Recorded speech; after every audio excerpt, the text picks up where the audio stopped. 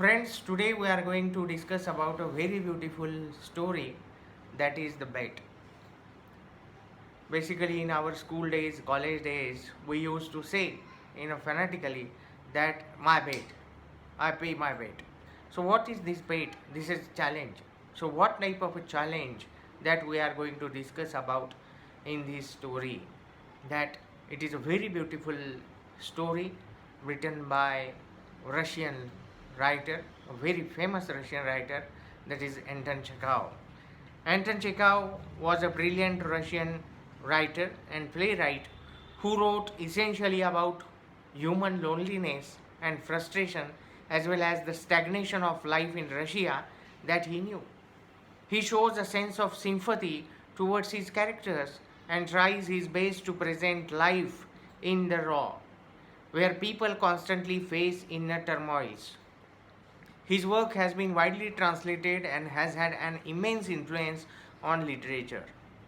The Bait, The Duel, The Lady with the Dog, An Anonymous Story, The Black Monk, and The Darling are some of his well known short stories. The Bait is a story that shows the deep agony of a man who is faced with a conflict in life between what is profitable in terms of self improvement and what is profitable in terms of monetary gain. Shikau uses the situation to present the idea that imprisonment does not necessarily deprive a person of their freedom. Perhaps more importantly, through his exploration of an isolated human heart and mind, Shikau conveys the importance of life over material possession. So, this is the theme or the central theme of the story, that what is important or which is more beneficial, life imprisonment or a death. So you have to compare both these situations, and according to that there was a discussion and the challenge is thrown on, and the young banker or the young person has accepted the situation, accepted the challenge, and accepted the life imprisonment, and the story starts. So, what is the monetary gains that we have to consider when, and the same situation is described in this story by Anton Chekhov. It is a very beautiful story that we have to understand and learn from this story. So, what is the perfect use of time? How we are going to use the time which is with us? Everybody has the same time. Everyone has the same time. But how we utilize it, that is very important. And the same situation is described here. In the poem also, To the Virgins Much Have Time, there also the poet has provided as the best example of utilizing the time. That we have a very short span of life in our hands, but we have to utilize it in a very proper way, in a sympathetic way, in a systematic way. So, what is that way that we have to accept and follow? So, for that purpose, decision making is very important. You have to decide, you have to sort out your problems, you have to decide, you have to make a conclusion that yes, I have to follow, yeah, I have to do these things. So, this the Anton Chekhov very beautifully pointed out with the help of this story, The Bait. So, what is the story? Here we go. It was a dark autumn night. The old banker was walking up and down his study and remembering how 15 years before he had given a party one autumn evening. There had been many clever men there, and there had been interesting conversations. Among other things, they had talked of capital punishment. The majority of guests, among whom were many journalists and intellectual men, disapproved of the death penalty. They considered that form of punishment out of date, immoral, and unsuitable for Christian states. In the opinion of some of them, the death penalty ought to be replaced everywhere by imprisonment for life. I don't agree with you, said their host, the banker. I have not tried either the death penalty or imprisonment for life. But if one may judge a priori, the death penalty is more moral and more human than imprisonment for life. Capital punishment kills a man at once, but lifelong imprisonment kills him slowly. Which executioner is the more human? Who kills you in a few minutes, or he who drags the life out of you in a course of many years? Both are equally immortal, observed one of the guests, for they both have the same object, to take away life. The state is not God. It has not the right to take away what it cannot restore when it wants to. Among the guests was a young lawyer, a young man of 5 and 20, that is 25. When he was asked his opinion, he said, the death sentence and the life sentence are equally immoral. But if I had to choose between the death penalty and imprisonment for life, I would certainly choose the second. To live anyhow is better than not at all. A lively discussion arose. The banker, who was younger and more nervous in those days, was suddenly carried away by excitement. He struck the table with his fist and shouted at the young man, "It's not true. I will bet you 2 millions you wouldn't stay in solitary confinement for 5 years. If you mean that in earnest," said the young man, "I will take the bet, but I would stay not 5 but 15 years. 15? Done, cried the banker. Gentlemen, I stake 2 millions. Agreed. You stake your millions, and I stake my freedom, said the young man. And his wild, senseless bet was carried out. The banker, spoilt and frivolous, with millions beyond his reckoning, was delighted at the bet. At supper, he made fun of the young man and said, "Think better of it, young man, while there is still time. To me, 2 millions are a trifle, but you are losing 3 or 4 of the best years of your life. I say 3 or 4 because you won't stay longer. Don't forget either, you unhappy man, that voluntary confinement is a great deal harder to bear than compulsory. The thought that you have the right to step out in liberty at any moment will poison your whole existence in prison. I am sorry for you." And now the banker, walking to and fro, remembered all these and asked himself, what was the object of that bet? What is the good of that man's losing 15 years of his life and my throwing away 2 millions? Can it prove that the death penalty is better or worse than imprisonment for life? No, no. It was all nonsensical and meaningless. On my part, it was the caprice of a pampered man, and on his part, simple greed for money. Then he remembered what followed that evening. It was decided that the young man should spend the years of his captivity under the strictest supervision in one of the lodges in the banker's garden. It was agreed that for 15 years he should not be free to cross the threshold of the lodge, to see human beings, to hear the human voice, or to receive letters and newspapers. He was allowed to have a musical instrument and books, and was allowed to write letters, to drink wine, and to smoke. By the terms of the agreement, the only relations he could have with the outer world were by a little window made purposely for that object. He might have anything he wanted: books, music, wine, and so on, in any quantity he desired by writing an order, but could only receive them through the window. The agreement provided for every detail and every trifle that would make his imprisonment strictly solitary and bound the young man to stay there exactly 15 years, beginning from 12 o'clock of November 14, 1870 and ending at 12 o'clock of November 14, 1885. The slightest attempt on his part to break the conditions, if only 2 minutes before the end, released the banker from the obligation to pay him 2 millions.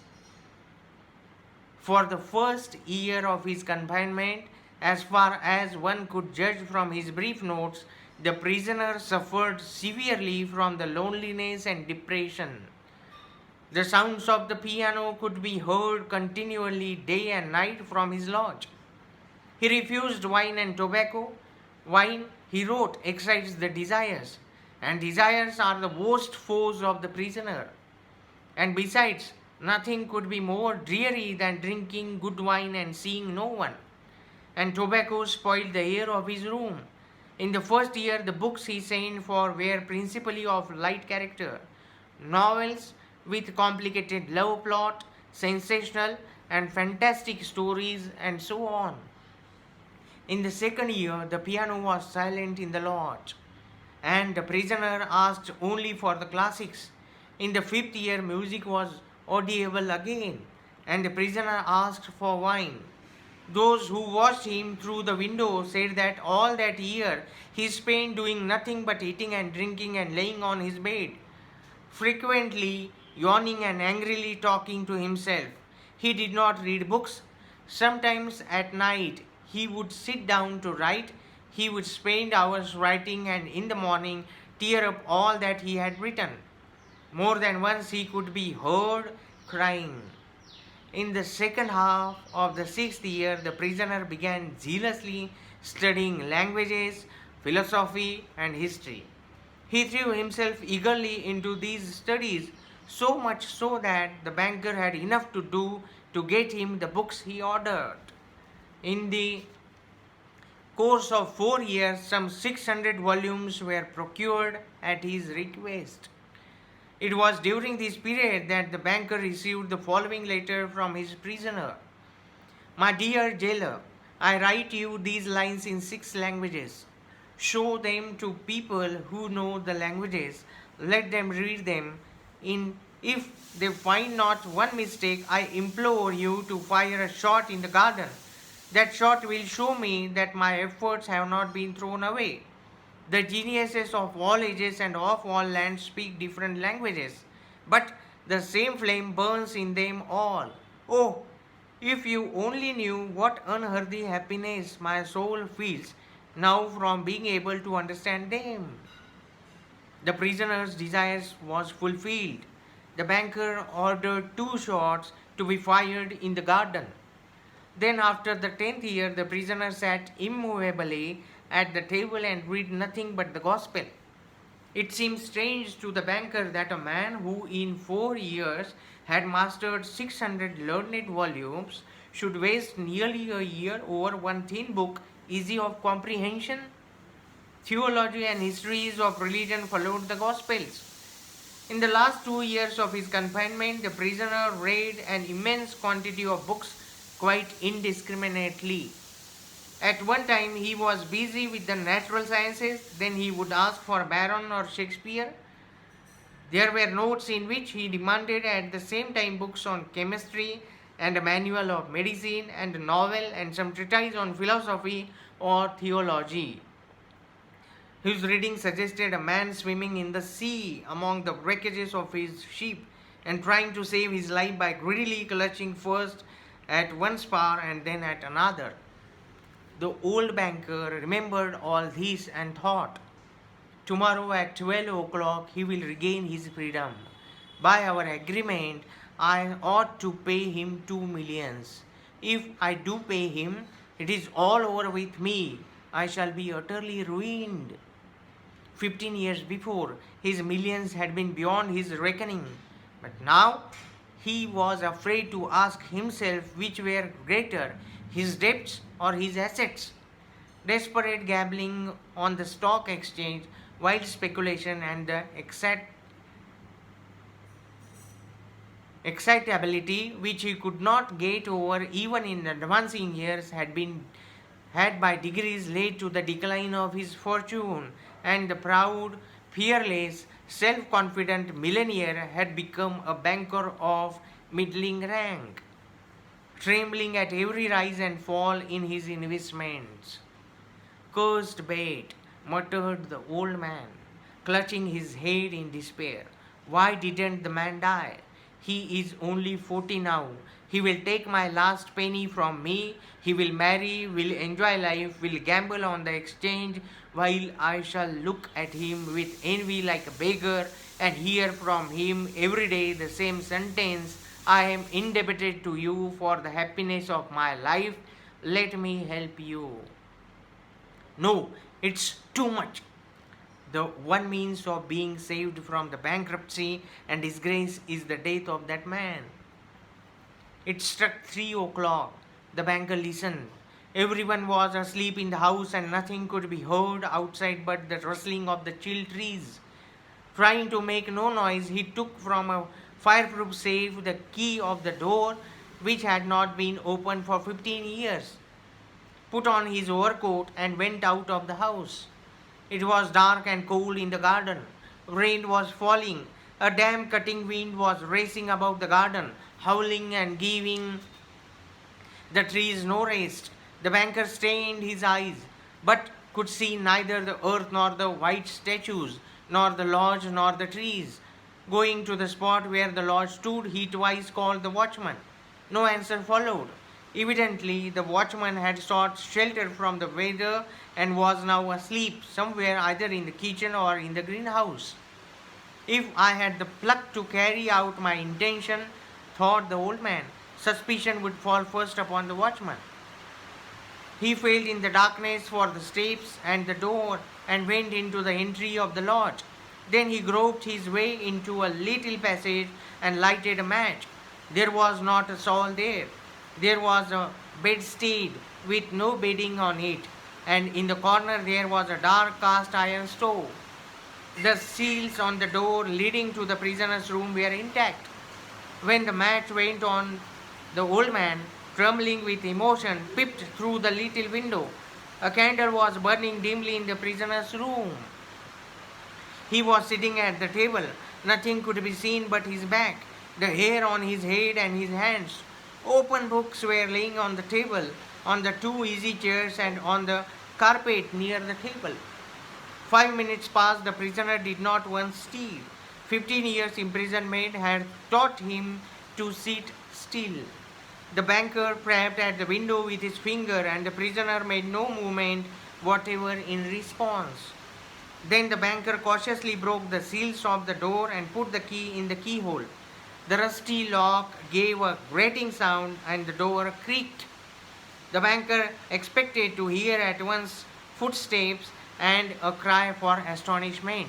But 3 minutes passed and it was as quiet as ever in the room. He made up his mind to go in. At the table, a man, unlike ordinary people, was sitting motionless. He was a skeleton with the skin drawn tight over his bones, with long curls like a woman's and a shaggy beard. His face was yellow with an earthy tint in it. His cheeks were hollow, his back long and narrow, and the hand on which his shaggy head was propped was so thin and delicate that it was dreadful to look at it. His hair was already streaked with silver, and seeing his emaciated, aged-looking face, no one would have believed that he was only 40. He was asleep. In front of his bowed head there lay on the table a sheet of paper on which there was something written in fine handwriting. Poor creature, thought the banker. He is asleep and most like dreaming of the millions. And I have only to take this half-dead man, throw him on the bed, stifle him a little with the pillow, and the most conscientious expert would find no sign of violent death. But let us first read what he has written here. The banker took the page from the table and read as follows. Tomorrow at 12 o'clock I regain my freedom and the right to associate with other men. But before I leave this room and see the sunshine, I think it necessary to say a few words to you. With a clear conscience, I tell you, as before God, who beholds me, that I despise freedom and life and health and all that in your books is called the good things of the world. For 15 years, I have been intently studying earthly life.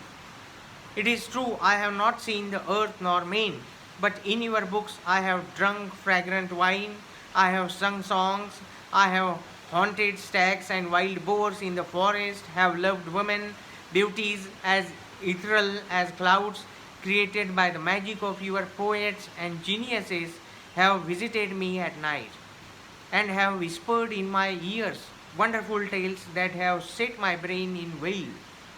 In your books, I have climbed to the peaks of Elbrus and Mont Blanc, and from there I have seen the sunrise and have watched it at evening flood the sky, the ocean, and the mountain tops with gold and crimson. I have watched from there the lightning flashing over my head and cleaving the storm clouds. I have seen green forests, fields, rivers, lakes, towns. I have heard the sighing of the sirens and the strains of the shepherd's pipes. I have touched the wings of the comely devils who flew down to converse with me of God. In your books, I have flung myself into the bottomless pit, performed miracles, slain, burned towns, preached new religion, conquered whole kingdoms.